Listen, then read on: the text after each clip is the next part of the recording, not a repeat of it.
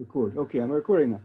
Well, again, let me say welcome to the 2021 spring semester at Higginson Community College. This is BIO106, Section 02, Unity and Diversity of Living Things. I'm Dr. Murphy, and I am the instructor. I've been here for, wow, how many years? 24 years. Wow. And I also teach anatomy and physiology. That's why I was mostly hired for anatomy and physiology, but I like to talk about other living things besides just people. So that's why I like to teach this course, because it talks about all kinds of different organisms, and so I do like that. And now, let's see, I usually, in a normal semester would have lectures, I would use PowerPoint, and I'm still doing that, but they're good. But these are, I think hope everybody realizes that the lectures are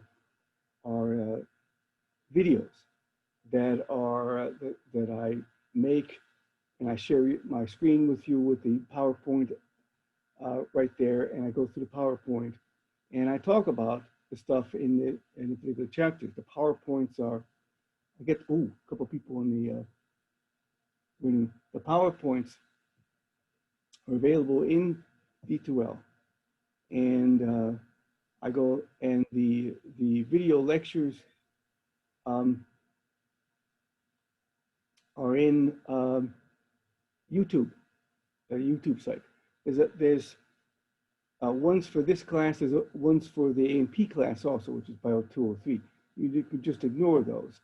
You just go with the, and I just uploaded videos for chapter 2 just last night, and there was a little glitch on the first video. So each chapter will be several videos, usually about 30, 40 minutes long.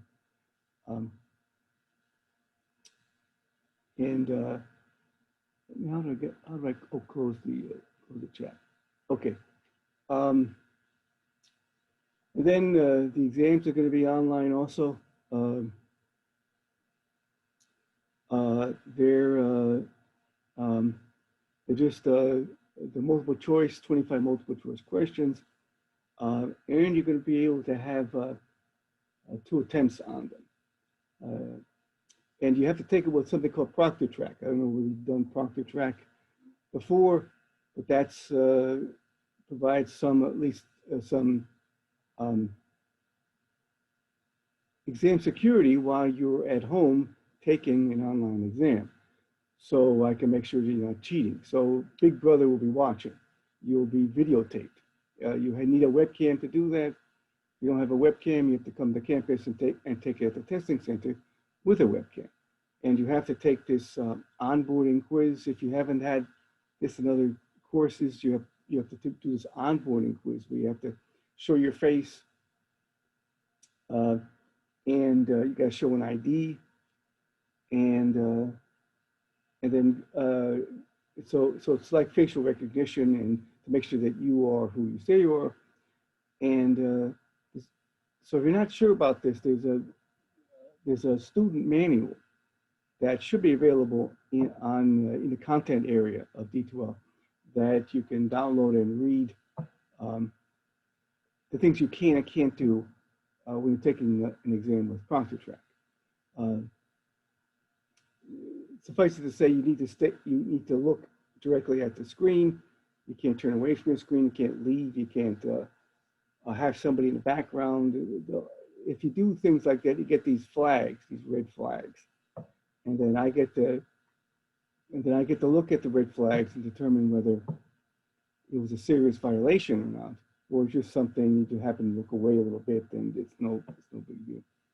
So if you haven't done it before, it takes a little getting used to, but we did it last semester, and it worked all right. So now the labs, there are no lab exams. They're just lab papers to turn in. I'm not sure how you're going to turn them in now. You can make, I guess if you can scan them, you can send them to me by email. You can drop them off in my office. I'm in my office right now. It's in STEM 417. And the campus is open. You can still come to campus. You just got to make sure that if you want to come into the STEM building, you got to pass this this eco this PPA that pass a little quiz about whether you've been in contact with people who've had the coronavirus or you're showing symptoms. If you're not, then you can come in and get certified to come on campus. And then they got to, of course, wear a mask. I mean, anywhere indoors. Well, I don't have to wear a mask because I'm in my office right now. But if somebody came in here, I'd have to put a mask on and they would have to wear a mask. Okay. So it's the new normal here. And it's hopefully in a couple of weeks we can get onto campus now. In the online labs, the entire section takes the lab at the same time. Right? If and when we come back to campus, we can divide it up into two halves. Only half the class can take an on-campus lab. Oh, somebody's in waiting. At the same time, because we have to socially distance. And so you'd only have one lab per week on campus, and then you have an at-home lab that you'd be doing. And then the next week, your half of this section will do the lab that the other half of the section did the week before, and so that's how we're going to work this. And usually I divide it up into two halves by what your the first letter of your last name. If it's in the first half of the alphabet, you have a lab this week. If it's the second half of the alphabet, you have it the next week, and so on and so forth like that. That's usually how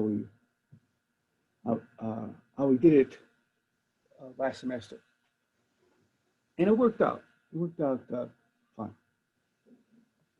So let's see. Am I leaving out anything? Oh,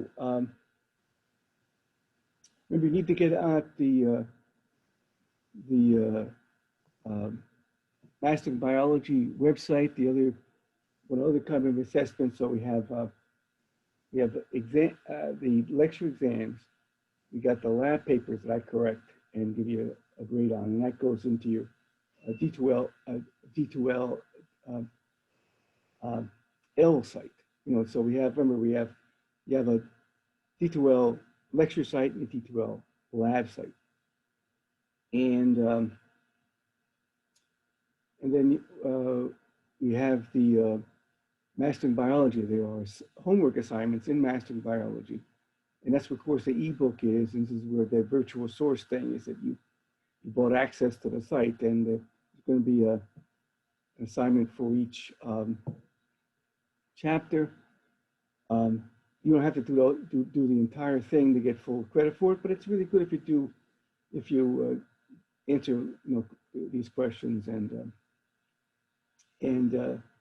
you get a grade for those. Then there'll be a weekly online quiz on the material that is given in that week. It's going to be a 5 question quiz that's timed at like 40 minutes, and it's multiple choice usually. And that you don't need Proctor Track. For the weekly online quizzes, the complete open resource, you don't need Proctor Track. And I'm also going to set it up where you get 2 tries on these things. That is both the exam and the quizzes. You take it once, and you will be shown the questions that you got wrong. And you will be allowed to take it exam again, answer those questions, get a second chance on those questions. And then if you want to, the second attempt is not mandatory. It's option whether you want to do it or not. And then your grade will be the mean between the two schools. And so that we'll see how that works out when we get the first exam, which I think is near the end of the month. I think it's going to be the first day exam. It's on the syllabus. So, I think I've covered everything. If you have any questions, just let me know. So ask any questions you got about anything, actually. I have a question about the inclusive access. I bought that, which was that extra $90 fee, and it said it was supposed to cover the online textbook and the Pearson. So is there like a code for the people that bought the inclusive access?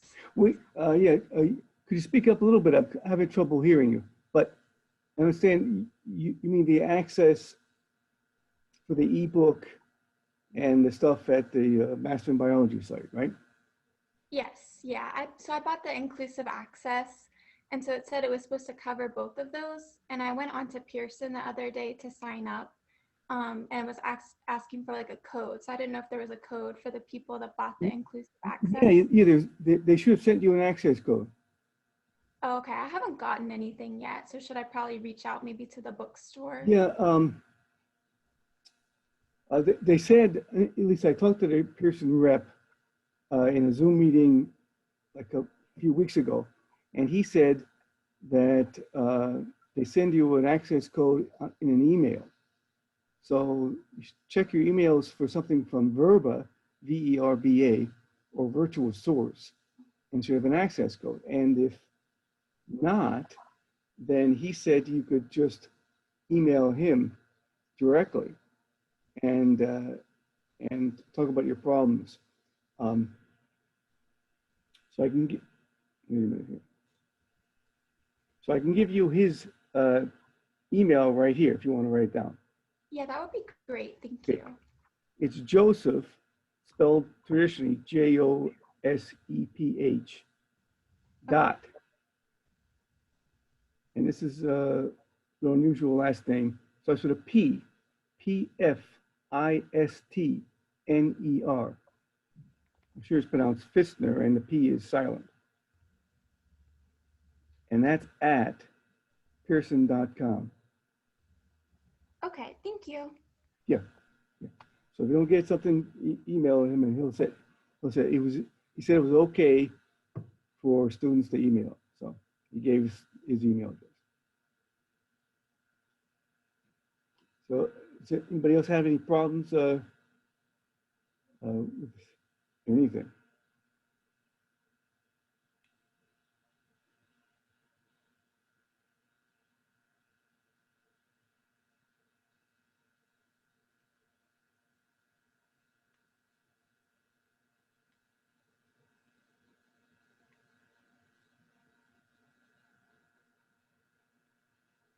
Well, let's hope things go smooth this semester.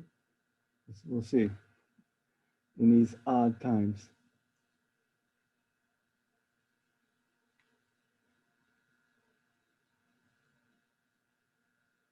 So, like I say, I want these Zoom meetings every Tuesday morning to be a Q&A, either questions about how the course is running or contact questions too. If you read about something that I've talked about in one of the video lectures or in a book, and you're not sure about it, you can always ask me here, or you can just send me emails. I mean, that's one of the big things in a normal semester. I would feel a lot of emails, but now it's like mountains of emails. And that's one of the major things I do is answer emails. And so I try to get back to you as soon as possible, but occasionally I miss an email. So I hope you forgive me in advance if I miss one of your emails, because I get a huge number. Is this Zoom going to be as long as the lab? No, I set up these Zoom meetings to be like maximum like an hour and 15 minutes. Okay. But the lab is 2 hours and 45 minutes. Now, Hmm. but of course, that doesn't mean we always go, right to 2 hours and 45 minutes. However long it takes, that's how long we have. But the labs oftentimes take less amount of time, and that's perfectly okay. But Okay. you have to go until we finish the lab.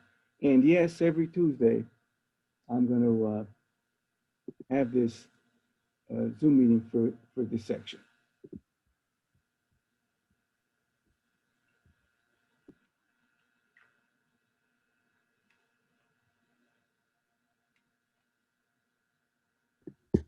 So for the lab papers, are we positive on doing like taking it into class or bringing it to your office, or are we not just figuring that out yet?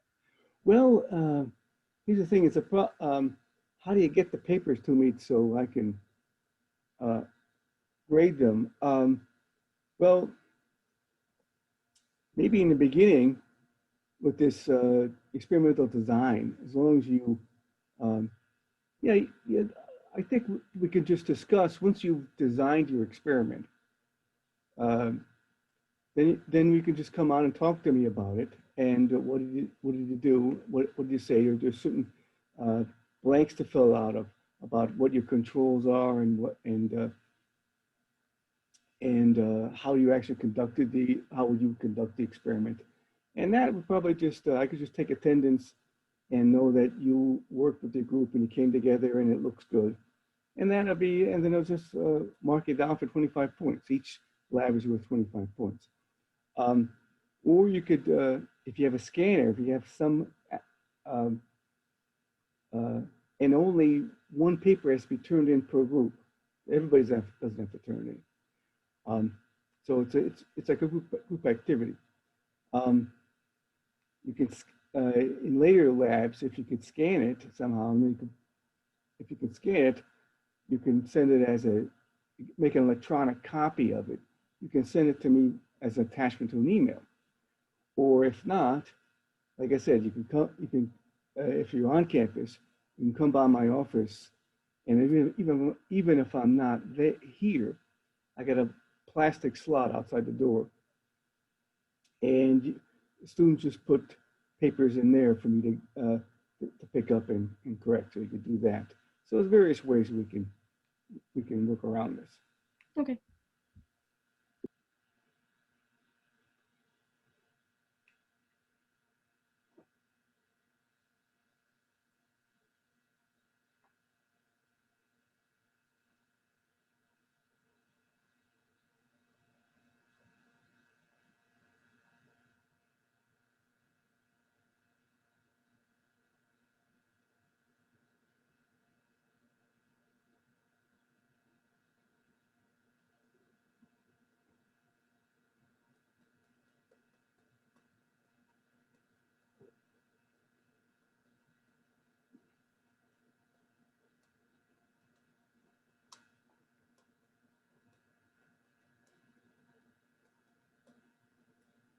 Oh,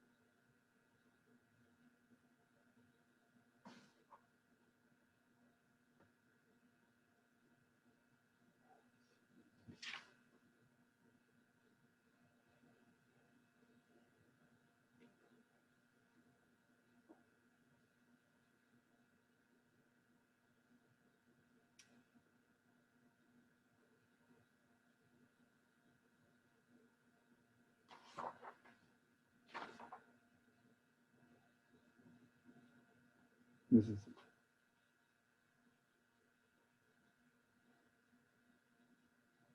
this is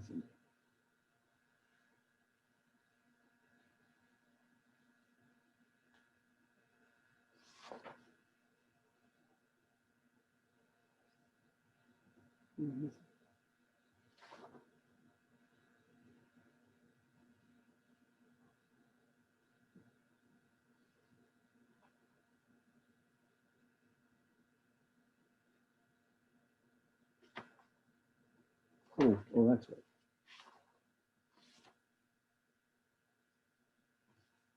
Okay. Well, there's no more questions. Something I'll end in a few minutes if there's no more questions.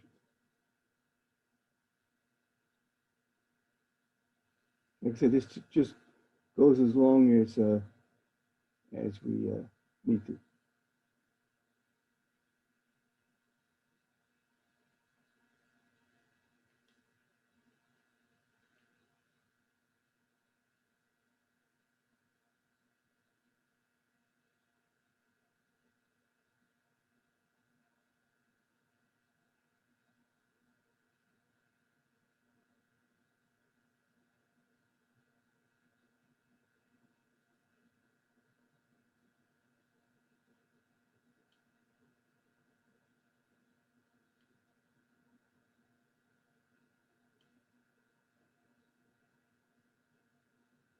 Okay, so I'll end the meeting in a minute if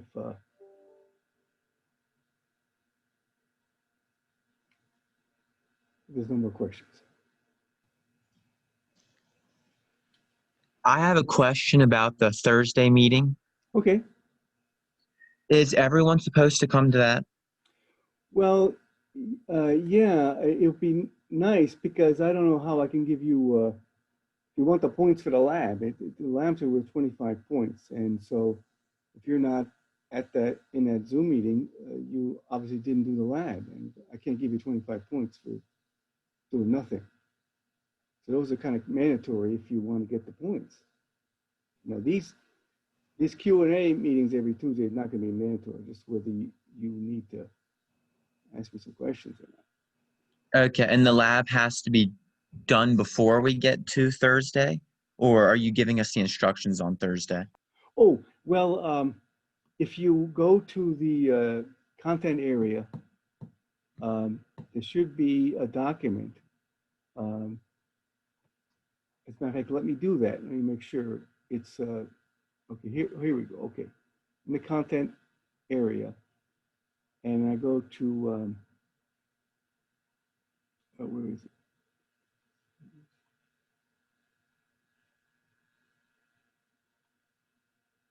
Yeah, and this should be in both the lecture and lab sites. Where it says Biology Today, which is the first chapter, I see a Word document that says Lab 1. And that is, let me download that to make sure I know that it is the one I think it is. Open it up.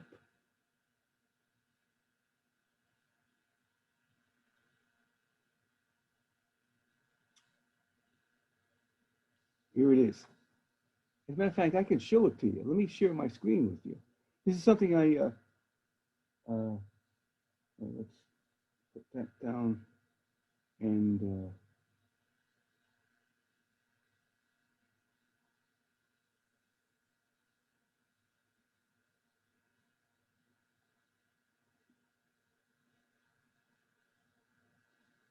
okay, there it is. This is the Lab 1, Experimental Design Activity. And you'll get this, each person in the group should have this, and then you'll get a question. And matter of fact, the questions are right there also in content, but I'll pull those up and show you those in the lab and say what question does your group want to answer? Usually in a normal lab, it would be random. We throw all the questions in a paper bag and somebody draws one out, and that's the question you answer. That's a question you design an experiment to answer. Here we'll just pick one, and you pick one and you write the question you pull from the beaker, a few hypotheses, how you'd answer it, how you're going the controls, and so on and so forth. And just fill this out. And actually, there's no like one correct answer for this. As long as you fill out these questions and it seems rational and reasonable and a good experiment, you get full points. Now, one of the things we're not going to be able to do, which we would do in a normal on-campus lab, would be what's called peer review. We would have one group do all their design experiment and fill out the whole form, give it to another group. Another group would read it and make suggestions how it could be improved or changed or whatever. And this is called a peer review. I don't think we're going to be able to do that virtually. So that's the one part of the lab we're going to leave out.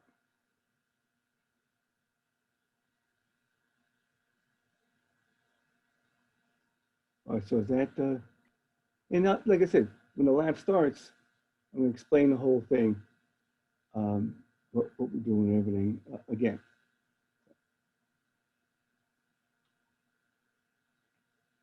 I have a question. Sure. For the textbook, I know that there's something that we can like enroll through, like it's added to like our tuition and fees and stuff, and through Pearson. I've tried logging in and I still can't like access it, even though it's like paid for under the tuition and fees. So you can't access the ebook or the. Yeah, like when I log into Pearson, it doesn't pop up. So did you put in an access code? Yeah, I did. Like it's like Murphy and then a few like numbers after it. I did that. It just didn't. Oh no, that's a course I think that's a course ID. That's different from the access code, I think. The access code is your. Where do we get the access code then? They should have sent you, once you paid through Pearson, they should have sent you an email with the access code. Yeah, I never got an email. Yeah. I tried emailing I remember I emailed you and told you about it, and I tried to email the guy, like you sent me some guy's email through HC. Yeah, Joseph Fissner at Pearson.com. Yeah, well, I don't think that he helped me because I still don't have access to it. It's okay, I'll figure it out. When is our first like chapter reading due? Oh, whenever there's no due date on when you should have the first chapter read or looked at the first videos or something. There is a due date on the first exam. I have to look up and see when that is. That's probably like in the beginning of February. Probably is going to be the first exam. I have to look at the syllabus. It's right there in the syllabus. Okay. So those are the things there's deadlines on, but the rest of the stuff there's really no deadline on. You do it whenever you want to get around to it. Okay, thank you. Sure.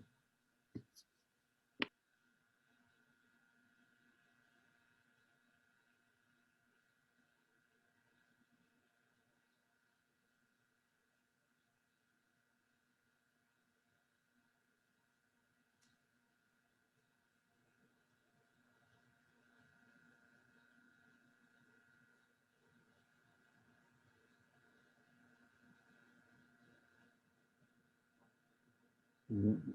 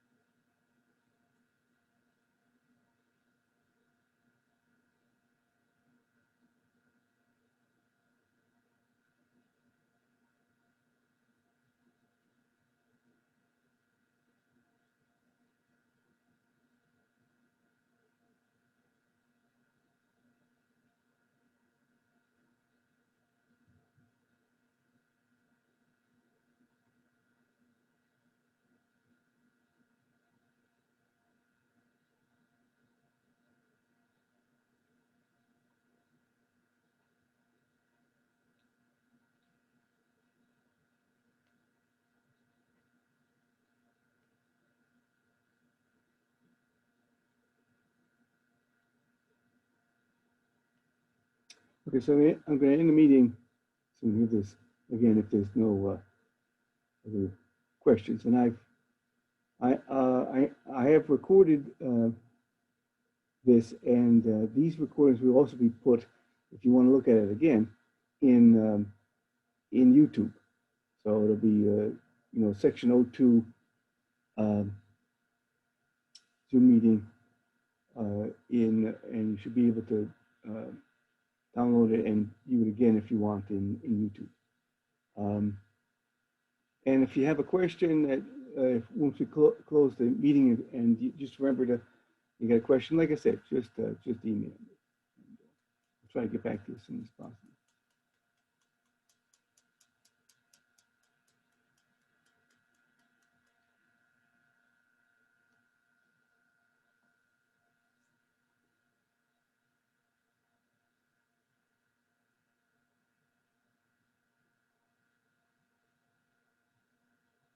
Okay, I'm gonna, yeah, have a great day, and it's great to meet everybody virtually. Hopefully we'll meet face to face sometime, and have a good one. Let me stop the recording.